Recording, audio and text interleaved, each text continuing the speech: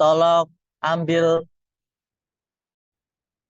ambil paper, ambil pensil buat nyatet teman-teman materi pada malam hari ini biar nggak kelupaan. Kalau denger terus nanti tiba-tiba ngantuk, nanti ilmunya nggak dapet ya. Jadi siapin kertas, pulpen. Nanti kalau Bosman ada ilmu yang menurut teman-teman bisa diterapkan atau bisa dikerjakan, langsung ditulis. Nanti bisa langsung dipraktekkan. Gitu ya teman-teman. Bosman akan hadir jam 20 tepat, 20.00 tepat, WIB ya, teman-teman yang eh, WITA atau WIT berbeda jamnya. Jadi nanti Bosman akan masuk di jam 20.00. Putus-putus. Masih putus-putus.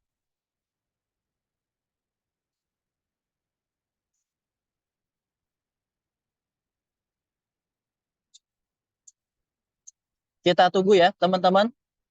8 menit lagi kira-kira. Jadi kita coba cerita-cerita singkat. Perkenalkan, saya Bima. Jadi saya dari 2018 sudah bersama atau jadi bagian timnya Bosman Mardigu. Jadi mulai dari Bosman masih 0 subscriber sampai sekarang, saya tetap solid jadi timnya Bosman. Jadi insya Allah teman-teman untuk soal eh, ilmu-ilmu yang sudah dibagikan Bosman, saya eh, insya Allah nanti kalau teman-teman bertanya bisa jawab ya. Instagram saya Bima Chandra underscore ID, kalau teman-teman bisa follow untuk misal nanti teman-teman di akhir acara pengen punya koneksi dengan Bosman Mardigu, nanti bisa follow Instagram saya Bima Chandra underscore ID, nanti bisa DM ngobrol-ngobrol, saya santai terbuka untuk teman-teman semuanya. Jadi Bosman, emang kalau Bosman kan orangnya eh, ini ya, bukan orang yang suka tampil sebenarnya. Jadi video-videonya kan semuanya narasi ya teman-teman. Jarang Bosman menampakkan muka karena dia katanya satria piningit. Jadi satria yang dipingit. Jadi orangnya nggak nampak. Makanya setiap videonya, setiap ilmu-ilmunya dibagikan secara naratif melalui video narasi, melalui YouTube, melalui Facebook. Teman-teman bisa dengerin teksnya, terus audionya, ada backsoundnya. Jadi itu formula yang dari dulu kita lakukan, kita ulang-ulang sehingga sekarang bisa total kita sudah mencapai 6 juta follower di seluruh platform YouTube, sosial media, TikTok, Facebook, Telegram, dan lain sebagainya. Jadi video naratif itu emang jadi winningnya Bosman untuk men-share atau mempublikasi ide-ide gagasannya soal politik, terus ekonomi dunia, geopolitik, geoekonomi, geostrategi. Jadi melalui video tersebut, Bosman bisa bercerita, bisa uh, men-share apa ilmu-ilmunya di publik ya. Jadi nanti Bosman masuk akan banyak info menarik ya teman-teman. Jadi Bosman nanti langkah politiknya di tahun 2024 seperti apa, langkah bisnisnya seperti apa, nanti akan diceritakan di sini juga. Jadi yang sebelumnya Bosman sebagai eh, oposisi yang suka, yang kurang sepaham dengan gagasan-gagasan ide-ide pemerintah saat ini yang kurang tepat, Bosman pasti akan bikin video di YouTube untuk apa ya, untuk didengar suaranya. Jadi Nanti di tahun 2024 langkah Bosman seperti apa nanti dinantikan di waktu saat Bosman cerita nanti dicatat aja ilmu-ilmunya gitu ya. Tadi ada yang nanya IG-nya diulang. Instagramnya Bima Chandra underscore ID ya teman-teman bisa follow di situ. Bima Chandra underscore ID. Saya tulis ya.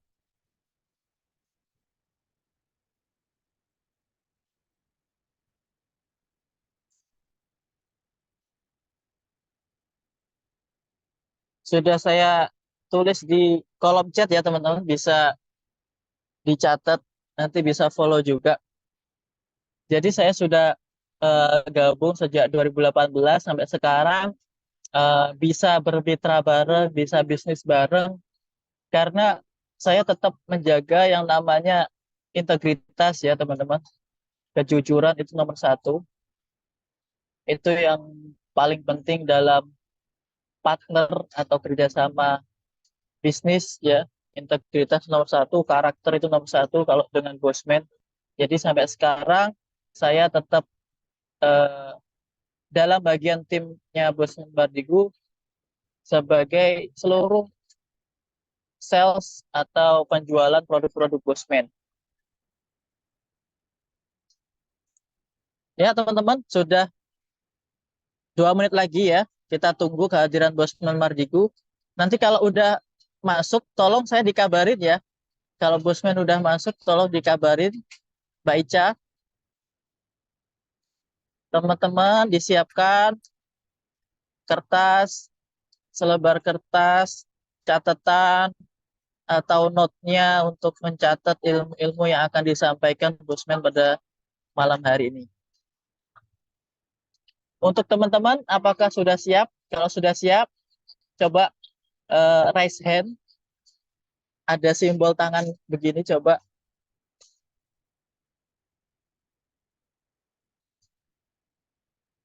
Oke, Mbak Ica. Sebelum kita mulai, mungkin kita akan mendengarkan lagu Indonesia Raya terlebih dahulu, teman-teman. Kita bisa kontribusi untuk negara. Silahkan, Mbak Ica, diputar Indonesia Raya.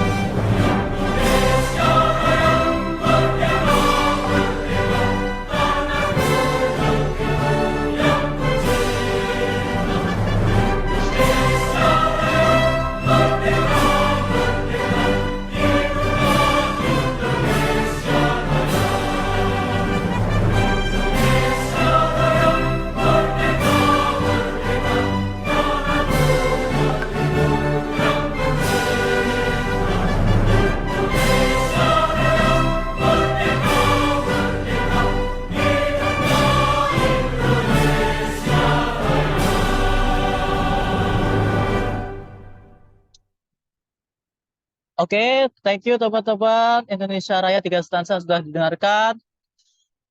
Kita sambut, langsung saja kita sambut Bosman Mardigu. Beri tepuk tangan yang meriah untuk Bosman Mardigu. Silahkan dinyalakan, Mbak Ica, mic-nya. Assalamualaikum warahmatullahi wabarakatuh, teman-teman dimanapun berada. Terhormat sekali saya di hari Minggu ini.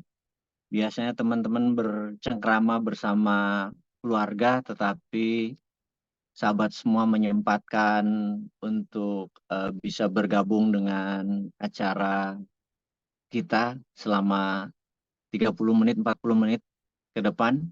Kehormatan bagi saya, sebuah kehormatan yang sangat luar biasa, dan dari manapun Anda berada, niatnya hari ini adalah kita menyatukan diri. Jadi teman-teman, ada hal yang dalam bahasa Inggris ya, mungkin diawali ya.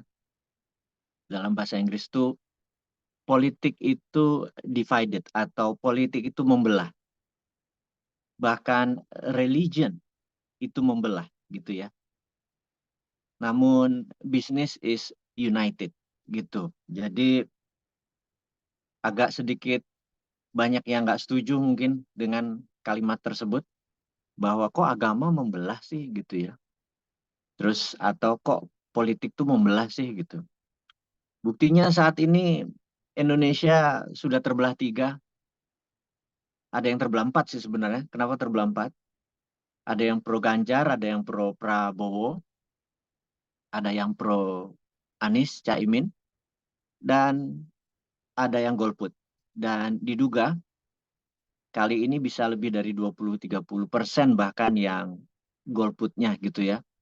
Jadi itu adalah anggap faksi keempat yang tidak menyetujui karakter orangnya, nggak setuju dengan Ganjar misalnya, atau tidak setuju dengan eh, Pak Prabowo dengan track recordnya misalnya, atau tidak setuju dengan eh, Anies dan Caimin yang terlalu kanan, terlalu religius karena dia mungkin non-Muslim dan lain sebagainya.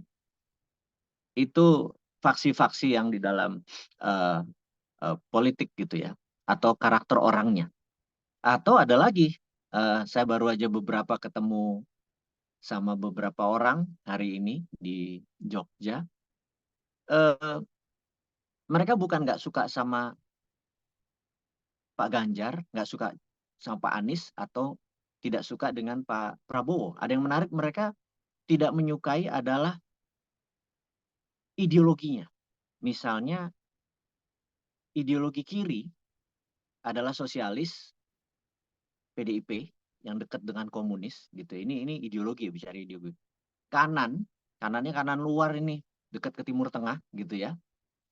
Kemudian ada Pak Prabowo dan Jokowi yang sebenarnya dia tidak di tengah, tidak nasionalis tengah. Tapi dia nasionalis kiri karena sudah terbukti selama dia menjabat dia kiri juga, dia sosialis juga gitu ya.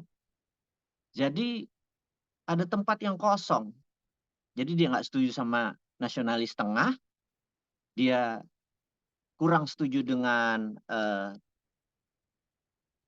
sosialis kiri, dan tidak setuju dengan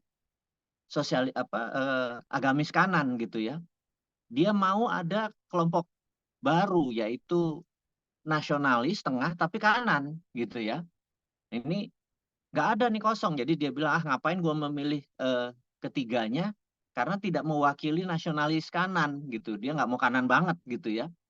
Hal seperti begini cukup menarik untuk didiskusikan, karena itulah disebut politik itu membelah. Politik itu divided atau membagi gitu ya. Jadi teman-teman, kita tidak membicarakan politik kali ini. Ada hal yang lebih penting, yaitu sudah selama 10 tahun terakhir, pemerintah kita, 8 tahun terakhir lah, pemerintah kita saat ini kurang meningkatkan pertumbuhan per kapita dari masyarakat. Kurang nih, saya ngomong apa adanya, dan mohon maaf jika ada yang pro dengan pemerintah sekarang, pro dengan opung misalnya gitu ya.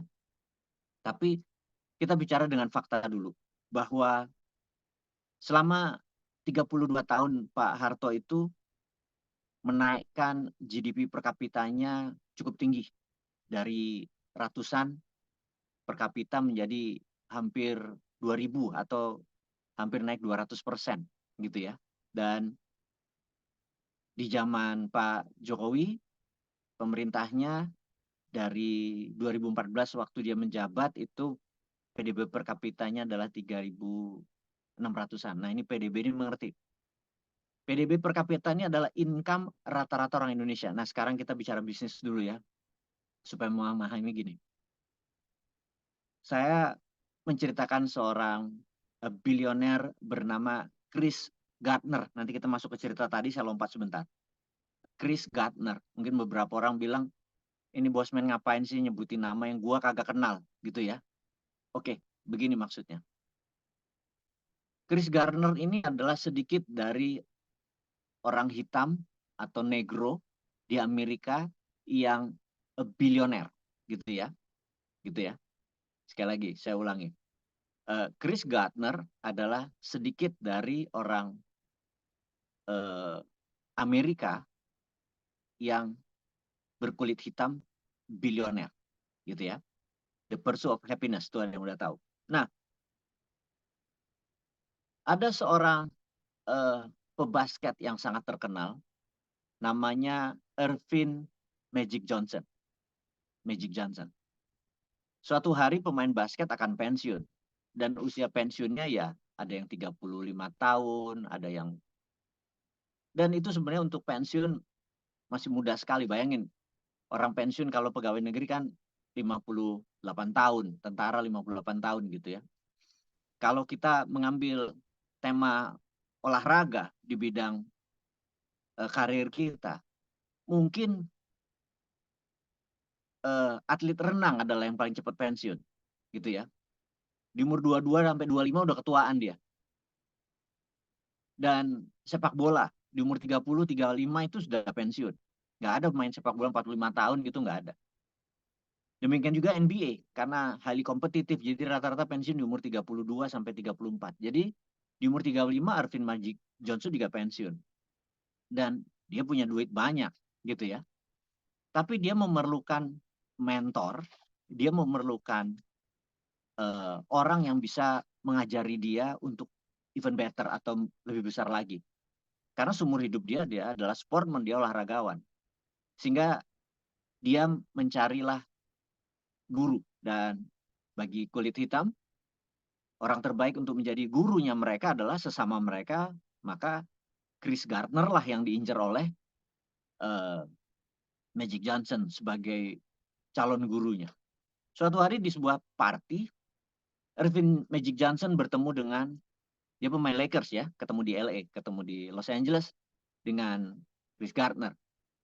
Dia bilang, Mr. Gardner, could you do me a favor, katanya gitu. Sekali lagi ya, cara dia berbicara adalah could you do me a favor. Karena dia adalah selebriti, dia posturnya atas, dia orang atas, dia menganggap semua orang tuh sejajar, bahkan di bawah dia. Could you do me a favor itu adalah, lu bisa tolong gue nggak gitu kan. Gardner cuma melihat, dia bilang, what can I do for you? Bisa ajarin gue bisnis nggak? Maka Gardner tanpa jeda dia berkata, no, akan, gue nggak bisa tolong lo. Oh why, katanya gitu dia. Nggak bisa, digeleng-gelengnya terus gitu. Intinya diskusi hari itu mereka maunya Magic Johnson tidak terpenuhi.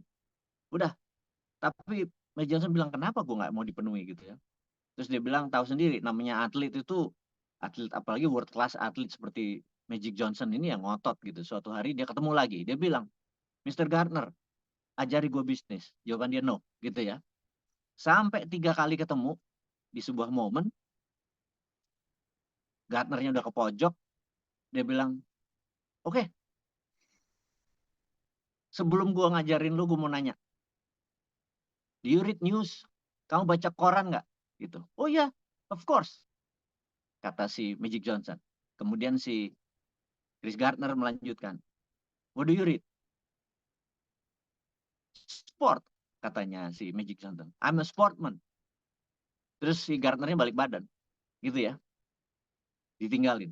Nah, Berlanjut ketemu 6 bulan kemudian sama. Dia bilang, Gardner, Mr. Gardner. Dan udah mulai berubah si Magic Johnson ya, udah mulai agak polite atau sopan. Gue baca koran, terus dia bilang gitu. And what do you read? A business. Jadi Gardner langsung nengok. Oke, jadi lu mulai merubah cara berpikir lu. Iya, meet me within 6 months. Jadi 6 bulan lagi baru kita ketemu.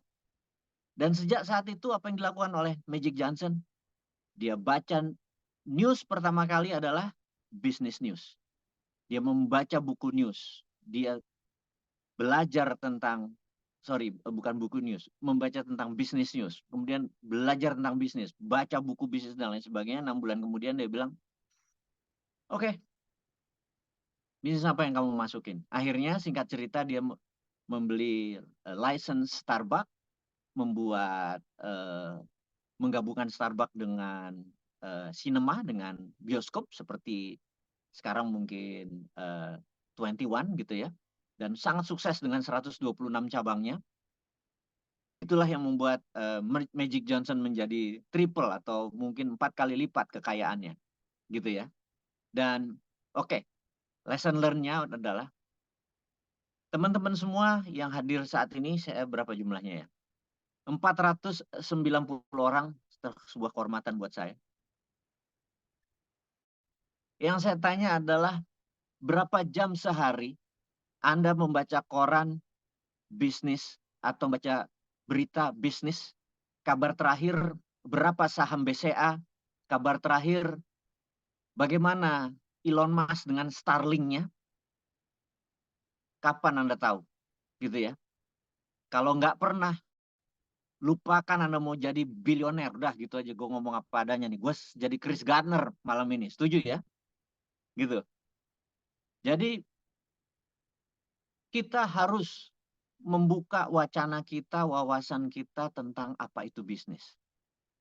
Setelah Anda membaca buku bisnis, berdiskusi bisnis, maka yang kedua adalah lihat orang di sekeliling Anda. Pegawai negeri kah? Pengangguran kah? Pebisnis kah? Pebisnis yang sukses kah? Pebisnis yang sudah makan asam garam kah yang nongkrong sama Anda? Atau nggak ada orang yang nongkrong sama Anda? Gitu ya. Jadi ini semua mempengaruhi diskusi kita ke depan. Jadi terkadang malam ini saya jadi Chris Gardner nih, bukan jadi Jokowi. Janganlah, gue jangan jadi Jokowi, nggak cocok gue. Jadi teman-teman, kita akan masuk ke topiknya adalah kita ingin teman-teman memahami bisnis lebih banyak lagi. Bisnis lebih luas lagi gitu ya. Bisnis mulai dari yang retail atau B2C. Saya menyebutkan istilah-istilah gini biar teman-teman langsung apaan tuh buka Google gitu ya. B2C adalah business to customer gitu ya. B2C. Atau bisnisnya adalah B2B. Contoh bisnis B2B itu ada nyari kontrakan untuk membangun rumah, Anda arsitek, Anda kontraktor. Itu bisnis to bisnis karena misalnya bangun sekolah dari Pemda gitu ya. Dapat kerjaan dari Pertamina suruh ngelas pagar gitu ya. Anda bisnis dapatnya dari bisnis. Anda nyuplai sesuatu ke perusahaan, itu bisnis to bisnis. Dan bisnis to customer. Jadi Anda retail, Anda buka ayam geprek, Anda buka misalnya apa masjid, masas dan pijit gitu ya, yang halal lah ya, jangan yang macam-macam loh, gitu ya. Jadi hal-hal seperti begini itu bisnis to customer gitu, langsung B2C. Dan nanti ada lagi macam-macam, ada G2G gitu, nah ada business to government dan lain sebagainya. Atau nanti cross border antara negara satu dengan negara lain tapi berlibat dengan negaranya gitu ya. Ada cross border negara satu dengan negara lain tapi dengan swastanya gitu ya. Dan lain sebagainya. Itu semua masing-masing ada jurus. Dan yang paling banyak, yang 90% adalah B2C. Bisnis dengan customer. Nah, B2C itu terbagi dua lagi. Ada red ocean, artinya pemainnya banyak, pasarnya besar. Gitu ya, itu namanya red ocean business. Jadi pemainnya banyak, yang dagang banyak, kemudian yang pasarnya juga besar, gitu ya. Yang paling parah adalah di red ocean yang sudah fatigue tuh pasarnya kecil, pemainnya banyak. Itu udah red ocean berdarah-darah itu, gitu. Nah, yang satu lagi blue ocean, pasarnya besar, pemainnya sedikit, gitu ya. Nah, berbisnis yang untungnya besar adalah main di blue ocean, gitu. Tetapi penyakitnya blue ocean adalah Anda harus mendisrupt, Anda merusak red ocean, gitu ya. Anda harus mengedukasi pasar, gitu ya. Dan Anda bertabrakan sama regulator, pasti, gitu. Jadi Anda harus siap-siap. Kalau bermain blue ocean, Anda harus main jangka panjang. Kalau Anda cuma modalnya dapat ide jenius, kemudian satu-satunya itu berat, gitu ya. Blue ocean, trading derivatif dan forex. Sayang sekali jawabannya tidak, gitu ya. Jadi kita itu adalah jenis-jenisnya. Oke, sekarang apa yang mau Bosman bicarakan selama 10 menit ke depan, gitu ya. Tadi udah wacana semua nih, wacana semua. Kita tahu bahwa di dunia ini ada namanya piramida kehidupan. Top 3% gitu ya. Kemudian yang 90% ke bawah itu adalah bottom of pyramid. Nah, yang disebut manusia kaya di dunia ini dari 8 miliar manusia kaya itu tidak sampai 1% gitu ya. Maka kita mencoba melebarkan kekayaan itu, yaitu kita menganggap orang yang punya duit 10 miliar ke atas di seluruh dunia, itu kita anggap sebagai orang kaya. Ternyata orang kaya itu hanya 1,7%. Bayangin, saya minta teman-teman ngebayangin ya. Orang, dan ini keluarga ya, bukan individu. Orang yang memiliki kekayaan 1 juta dolar, keluarga yang memiliki 1 juta dolar kekayaan, artinya keluarga itu ada keluarganya isinya 6, isinya 7, isinya 4 gitu ya. Itu hanya 1,7% populasi. Sisanya yang 80% adalah mediocre di tengah, dan yang 17% mereka di bawah garis kemiskinan dan bahkan sangat miskin. Sangat-sangat miskin. Oke. Ini yang saya mau bicarakan bahwa ternyata 80% manusia di dunia ini mediocre. Biasa-biasa saja. Ini yang saya mau diskusi hari ini, teman-teman semua. Teman-teman, saya tidak ingin kita ber-500 hari ini adalah orang yang mediocre.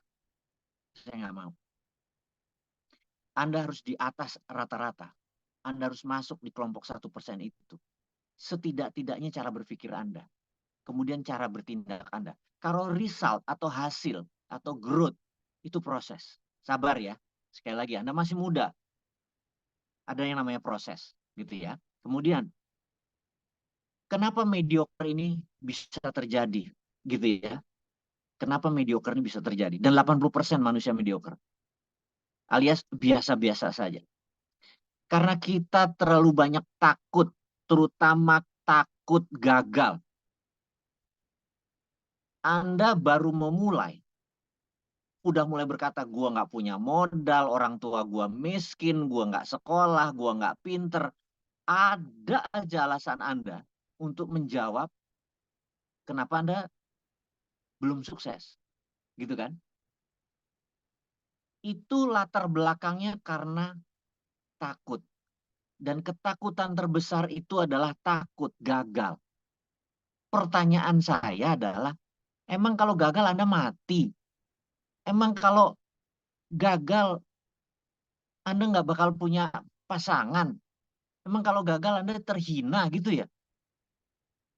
Jadi ini yang mau kita tiadakan.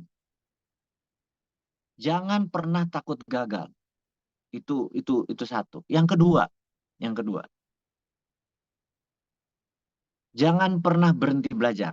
Itu kuncinya ya, belajar. Seperti malam ini, dan saya appreciate sekali selama 10 menit ke depan Anda masih mau bersama saya. Sekarang kita masuk, setelah tadi jangan takut gagal, nanti kita bicara gagal di topik yang mendalam gitu ya. Teman-teman, dari mereka yang memiliki $1 juta aset, dari mereka yang memiliki $1 juta aset, yang keluarga tersebut ada 1,7% manusia, 68%-nya adalah self-made millionaire. Saya mau ulangi lagi. Dari 1,7% manusia yang memiliki menjadi milioner karena uangnya punya atau asetnya memiliki $1 juta, kalau di Indonesia 15 miliar, 68%-nya adalah self-made millionaire. Ini saya mau ulangi lagi, apa itu self-made millionaire? Kalau yang sisanya, yang 32%, itu bukan self-made millionaire karena bapaknya sudah orang kaya. Keluarganya sudah orang kaya. Keluarganya sudah pejabat. Jadi dia chance suksesnya lebih mudah gitu ya dari yang lain. Tetapi berita baiknya adalah hampir 70% bahwa millionaire ini adalah self-made. Artinya peluang Anda yang mulainya biasa-biasa saja itu 70% sukses. Karena kalau di pikiran Anda bilang, wah, bokap gue orang biasa-biasa aja, pasti gue nggak sukses. Ternyata hanya 30% kok yang seperti itu, gitu ya. Yang 70%-nya adalah berangkat seperti kita semua, gitu ya. Jadi jangan pernah takut untuk menjadi milioner itu. Anda bisa berangkat atau 70%-nya dari nobody, seperti Anda ini, gitu ya, nobody. Nah, ini yang saya mau tekankan ini. Apakah kalau menjadi milioner itu harus berbisnis? Jawabannya adalah tidak, gitu ya. Anda untuk menjadi milioner itu tidak harus berbisnis. Anda harus punya satu profesi dan satu mindset Anda bisa menjadi milioner. Nanti kita akan sampai sana. Ini pelajaran dasarnya dulu, gitu ya. Pelajaran dasarnya dulu. Kemudian, kalau kita tidak punya apa-apa, maka bekerja dengan orang lain untuk masa waktu tertentu adalah wajib. Saya ulangi lagi. Bekerja untuk masa tertentu adalah wajib. Jangan buru-buru jadi entrepreneur. Sabar. Karena tidak semua orang kaya itu harus jadi entrepreneur. Dengan menjadi pebisnis, tidak menjadikan Anda entrepreneur. Sebentar ya. Nah, bekerja itu apa? Bekerja adalah menukar waktu Anda dengan uang. Itu namanya bekerja. Sekali lagi. Bekerja adalah menukar waktu Anda menjadi uang. Nah, waktu itu ditukar dengan apa? Yang terendah adalah tenaga Anda. Kalau Anda kuli, Anda kerja dari jam 8 sampai jam 5 sore, Anda menukar tenaga Anda menjadi uang. Paling top 5 sampai 10 juta sebulan. Paling top di Indonesia. Gitu ya. Kemudian, maksudnya Anda dalam 8-10 jam bisa dapat 5 juta. Kalau mau lembur ya paling ekstra 2-3 juta. Itu kalau Anda menukar waktu Anda tadi atau tenaga Anda tadi dengan uang.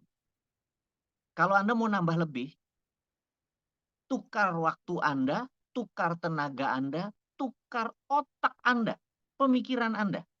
Pasti income Anda lebih besar. Mungkin bisa 10 sampai 15 juta income Anda. Gitu ya. Mau lebih tinggi lagi, tukar waktu Anda, tukar tenaga kamu, uang kamu, tenaga kamu, tukar otak kamu, dan tukar skill kamu jadi uang. Jadi waktu, tenaga, pikiran, dan skill. Pasti lebih gede bisa 20 juta itu, gitu ya, sebulan. Mau lebih gede lagi, tukar waktu kamu, tenagamu, otakmu, skill kamu, dan networkmu, gitu ya, itu gede lagi dapatnya, gitu ya. Nah, kalau sudah waktu kita bagi, tenaga kita bagi, otak kita bagi, skill kita bagi, network kita bagi, harusnya Anda udah bagi hasil. Harusnya Anda sudah mendapatkan porsi bagi hasil keuntungan setiap usaha setahun sekali. Kalau atasan Anda tidak memahami posisi Anda seperti ini, pilihan pertama adalah cari kerja tempat lain, atau siap-siap Anda membuka usaha yang sama dengan bos Anda. Saya yakin bos Anda kolaps. Gitu ya. Jadi Anda mulai kebayang bahwa sebagai pekerja pun Anda harus memiliki tenaga yang prima, otak yang terus encer, skill yang terus berkembang. Skill ini macam-macam. Skill penjualan, skill manajemen. Apa itu skill manajemen? Manajemen adalah getting things done through other people. Menyelesaikan masalah melalui orang lain. Semakin Anda bisa mendistribusikan pekerjaan itu kepada 100 orang, dan 100 orang itu perform, skill leadership Anda tinggi. Itu semua value, gitu ya. Dan di entrepreneurship itu semua sangat dibutuhkan. Terus network Anda, gitu ya. Network Anda. Kalau kebetulan sahabat Anda waktu SMA atau jadi direktur di bank BUMN, kemudian teman kuliah Anda waktu di kampus, atau menjadi wakil menteri, gitu ya. Nah, hal-hal seperti itu tuh network namanya. Jadi, bisa dibayangkan kalau network Anda udah high caliber, skill Anda sudah besar, otak Anda encer, tenaga Anda masih prima, dan perusahaan tidak menghargai Anda, pilihannya dua. Pindah ke perusahaan yang lebih besar, di mana Anda dihargai, atau Anda membuka usaha sendiri. Oke, itu ya. Ini dunia pekerja. Sekarang, behavior Anda tentang money. Sekali lagi, behavior Anda tentang money. Ini pelajaran terakhir nih. Ini penting sekali. Di dalam Anda ada buku yang menarik namanya The Richest Man from Babylon. Jadi buku ini tahun 1926, buku udah lama sekali. Buku ini pantas untuk Anda baca. Pelajarannya saya kasih itu pelajaran tentang uang gitu ya. Bahwa berapapun income Anda, usahakan 10% Anda bayar untuk diri Anda. Apa dimaksud bayar untuk diri Anda? Pay for yourself. Anda tuh ambil 10% berapapun income Anda dan udah hitung hilang aja. Tabung aja, hitung hilang. Bukunya namanya The Richest Man from Babylon, gitu ya. Jadi dulu 5.000 tahun yang lalu ada orang yang paling kaya di Babylon. Kalau anggap sekarang ini adalah Jeff Bezos gitu ya, atau Elon Musk. Dulu ada namanya Arkad gitu. Dia orang paling kaya di Babylon, dan di Arkad itu bukunya, artefaknya ada di British Museum of London di Inggris. Anda bisa mengunjungi artefaknya Arkad. Arkad menulis 7 pelajaran yang value-nya sampai saat ini semua bilioner mengerjakan apa yang Arkad lakukan. Jadi buku itu sangat bagus sekali untuk Anda pelajari karena ilmunya sampai sekarang related.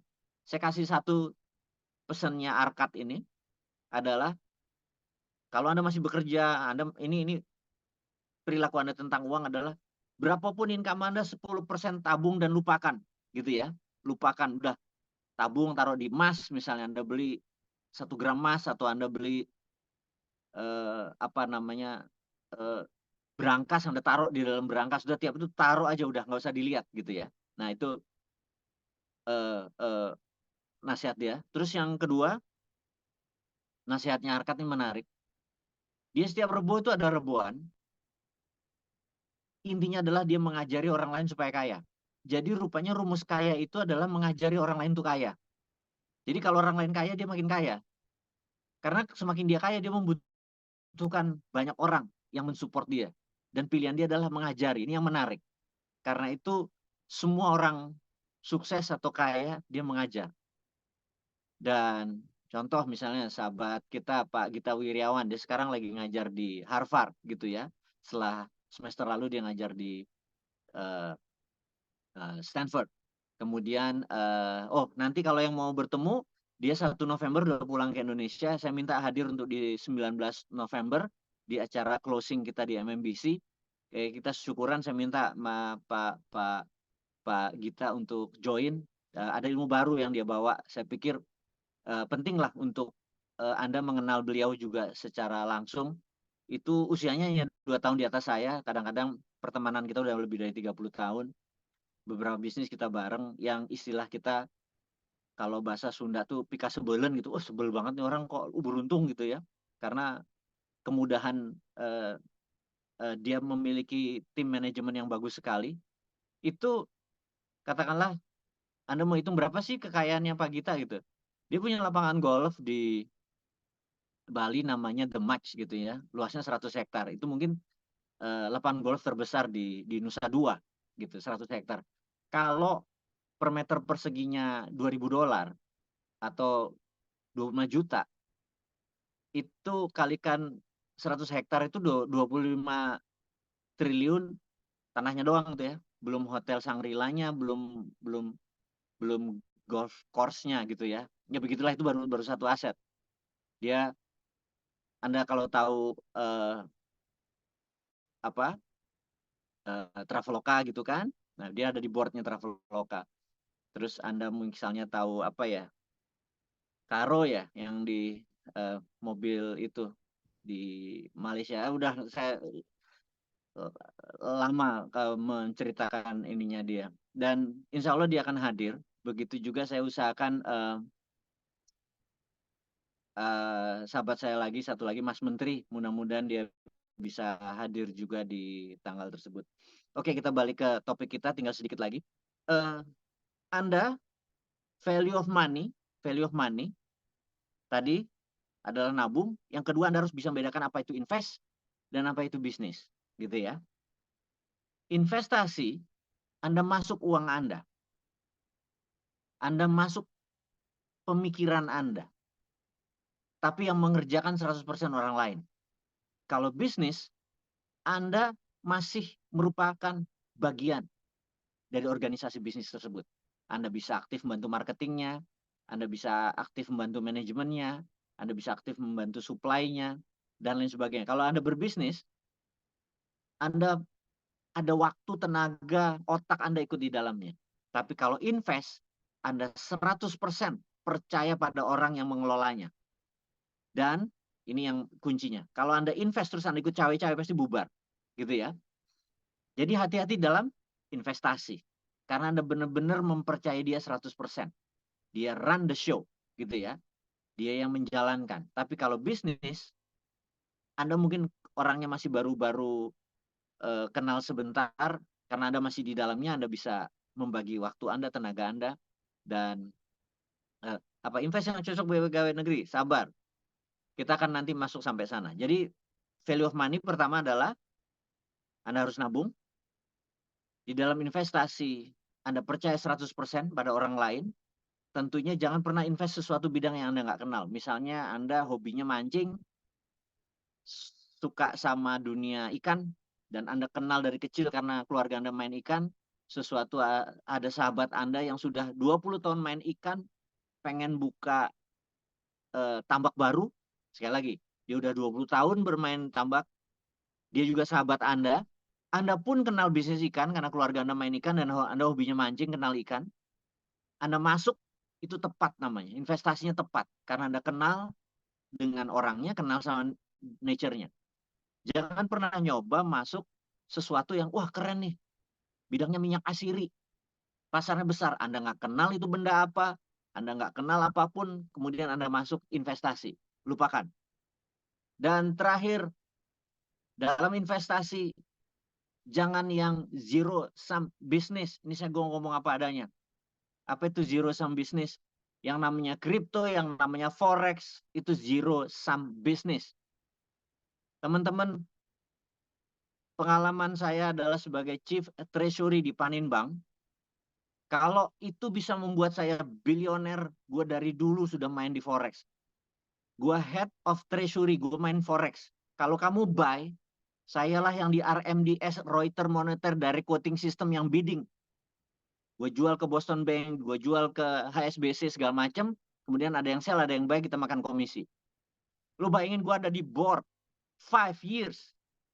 Cerita panjang. Dan jangan pernah ngajarin gue tentang Forex. Emang saya nggak pernah rugi banget di Forex. Tapi kalau yang untung besar terus menjadi bilioner, lupakan. Gitu ya. Itu zero sum business. Tapi kalau itu adalah uang hilang-hilangan, money you afford to lose, nih gue ada duit 2 juta, nih gue mau buang deh. Hanya untuk nge-feel aja lah apa itu market, it's okay. Gitu ya. Tapi jangan bilang, wah gue jadi bilioner dari sini. Gitu ya. Sabar.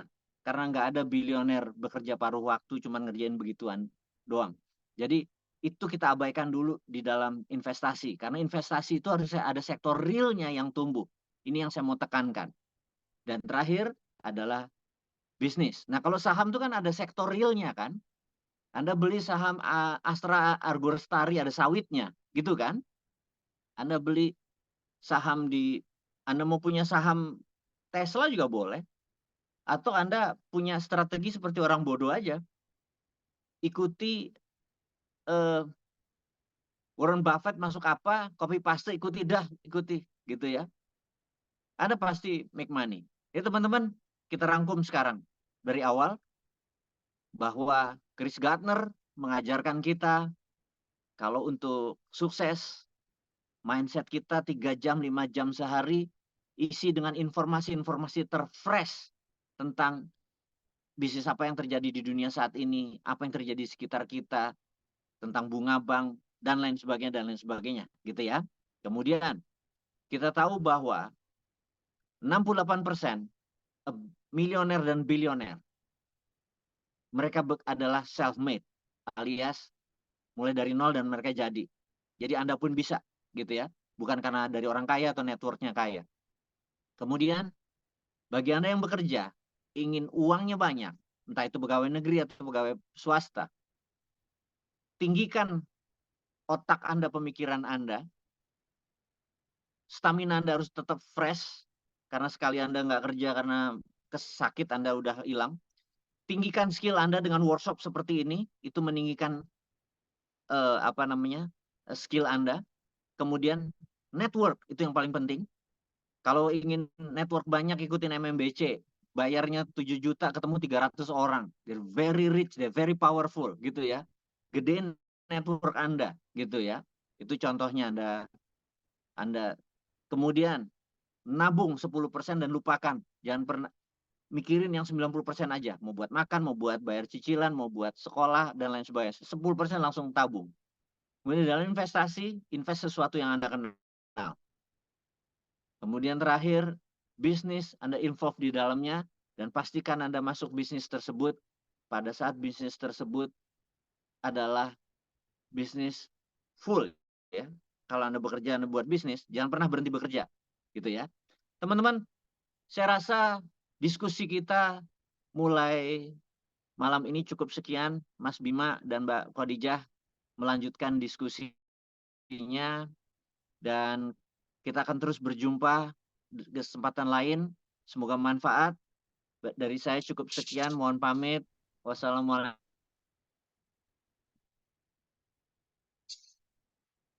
Oke, oke. Thank you teman-teman semuanya.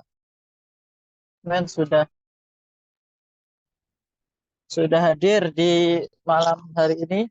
Teman-teman, eh, seperti yang Bosman sampaikan tadi, jadi di tanggal 17 November sampai 19 November, Bosman akan mengadakan workshop Millionaire Mindset Bootcamp di Jakarta.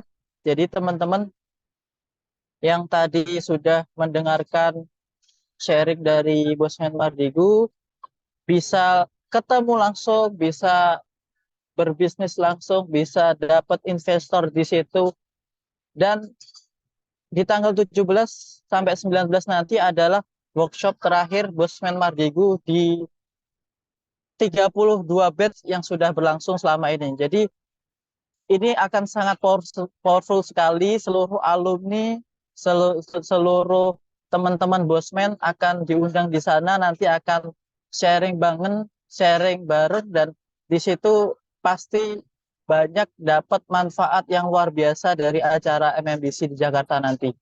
Jadi teman-teman, eh, saya sarankan untuk teman-teman di sini yang mengikuti Zoom pada malam hari ini bisa hadir di acara tersebut.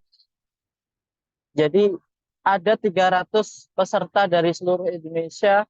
Insya Allah di situ pesertanya sangat qualified ya teman-teman. Sesudah tersortir orang-orang yang minimal punya 100 juta lah di rekeningnya. Jadi teman-teman bisa jadi punya teman baru, punya networking baru di situ, bisa kenalan, bisa bisnis bareng di situ. Insya Allah sangat powerful sekali teman-teman. Jadi teman-teman silakan untuk teman-teman yang ingin bergabung di Millionaire Mindset Bootcamp pada tanggal 17 sampai 19 November nanti di Jakarta, bisa menghubungi Mbak Ica ya. Sudah ada di kolom chat, ada di websitenya mardigu.id atau di nomor 0857 2100 4073. Teman-teman bisa langsung mendaftar di situ. Insya Allah dapat banyak banget manfaat nanti di acara tersebut. Jadi di acara MMBC itu teman-teman 3 hari 2 malam sudah nanti banyak banget include dengan penginapan, makan dan lain sebagainya. Di situ akan diajari gimana cara berbisnis yang benar, cara mengubah mindset yang dulu mindsetnya masih jadul. Di situ akan bisa di-bredel habis-habisan sama Bosman dan seluruh fasilitator. Nanti akan diubah mindsetnya yang dulu mindsetnya susah banget untuk sukses. Insya Allah setelah ikut acara nanti di MMBC 32 Jakarta, akan sampai rumah pasti akan banyak dapat aha momen di situ ya teman-teman. Jadi bisa juga nanti DM ke Instagram saya untuk teman-teman yang ingin sharing, ingin konsultasi atau ingin tanya-tanya informasi tentang MMBC, bisa DM saya, nanti saya kasih informasi. Dan harga spesial juga untuk teman-teman semuanya di acara tersebut.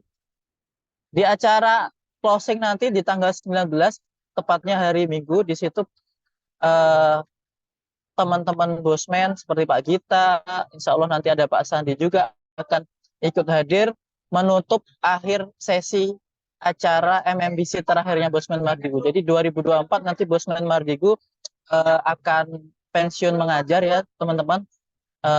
Bisa dimanfaatkan ilmu-ilmunya, bisa kesempatan terakhir ya, kesempatan terakhir untuk teman-teman bisa bertemu langsung dengan Bosman, karena di acara itu kita seperti keluarga, kita didekatkan, kita saling rangkul di situ, eh, jadi keluarga baru. Jadi teman-teman yang punya ide, gagasan, atau punya bisnis, ingin berpartner dengan Bosman, ingin berpartner dengan teman-teman keluarga MMBC nanti, di situ adalah sarana yang paling tepat buat teman-teman bisa men-scale up bisnisnya, men-scale up dirinya, men-scale up usahanya, men-scale up pikirannya, semuanya. Insya Allah di situ akan di-upgrade ya teman-teman mindsetnya. Jadi silakan teman-teman untuk yang ingin bergabung di acara tanggal 17 sampai 19 November nanti di Jakarta, bisa menghubungi Mbak Ica atau di website mardigu.id. Di situ bisa langsung klik, bisa langsung daftar di situ. Sekarang pesertanya sudah hampir 250 peserta. Jadi untuk seatnya terbatas sekali, hanya 300 peserta karena di situ ballroomnya terbatas. Jadi teman-teman kalau bisa secepatnya bisa bergabung di situ, bisa daftar atau DP dulu minimal 2 juta ya teman-teman. Bisa DP dulu, nanti pembayarannya atau pelunasannya H-3 sebelum acara atau di pas registrasi juga bisa. Jadi insya Allah teman-teman kalau misal di rekeningnya baru baru ada 1 juta 2 juta, mendingan buat DP MMBC dulu. Insya Allah nanti eh, di situ akan diarahkan, diajarkan, dapat banyak keajaiban juga, banyak testimoni dari teman-teman kita eh, dapat keajaiban, dapat rezeki nomplok, dapat eh, proyek-proyek baru dari setelah mengikuti MMBC. Jadi coba teman-teman nanti buktikan saja di acara MMBC Jakarta nanti pada tanggal 17 November. Insya Allah teman-teman banyak banget manfaatnya. Gitu ya teman-teman.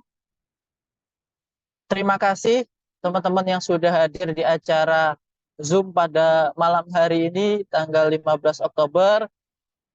Semoga teman-teman semuanya diberikan keberlimpahan, kesuksesan, rezeki yang banyak, keluarga yang sehat, jasmani, rohani, pikirannya tenang, fresh, dan insya Allah semuanya happy, bahagia, dan sukses kaya bareng-bareng. Terima kasih teman-teman semuanya. Kita tutup Zoom malam hari ini. Wassalamualaikum warahmatullahi wabarakatuh.